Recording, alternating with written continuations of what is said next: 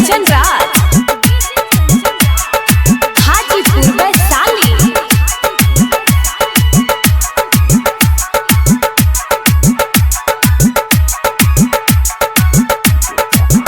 जाने happy new year सुन माय Deere, happy new year सुन माय डियर। नया दिन के नया शुरू कर,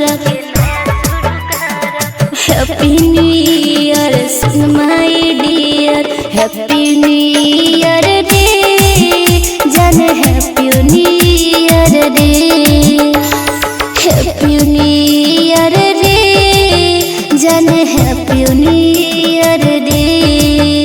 सुन सुन माय डियर रे तोरा हैप्पी न्यू ईयर रे। सुन सुन माय डियर रे तोरा हैप्पी न्यू ईयर रे, हैप्पी न्यू ईयर रे।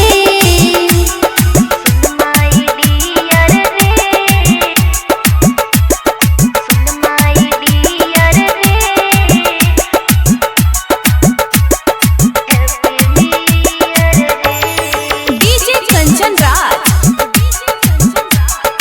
हाजीपुर वैशाली।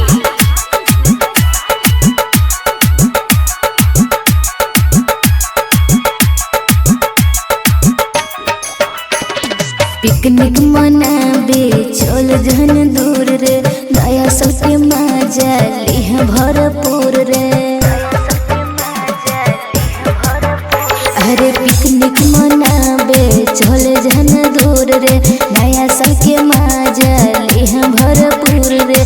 सुन सुन सुन माय डियर बोली के हैप्पी न्यू ईयर। सुन सुन सुन माय डियर बोली के happy new year, happy new year रे जाने हैप्पी न्यू ईयर रे, हैप्पी न्यू ईयर रे।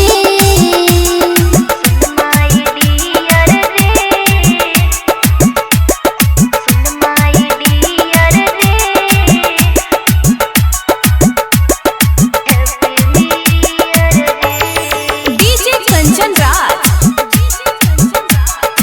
हाजीपुर वैशाली।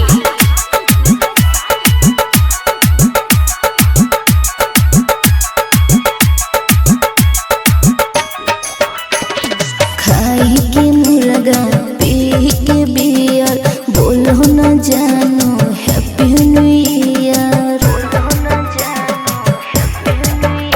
अरे खाई के मुर्गा पी के बियर बोलो न जानो हैप्पी न्यू ईयर।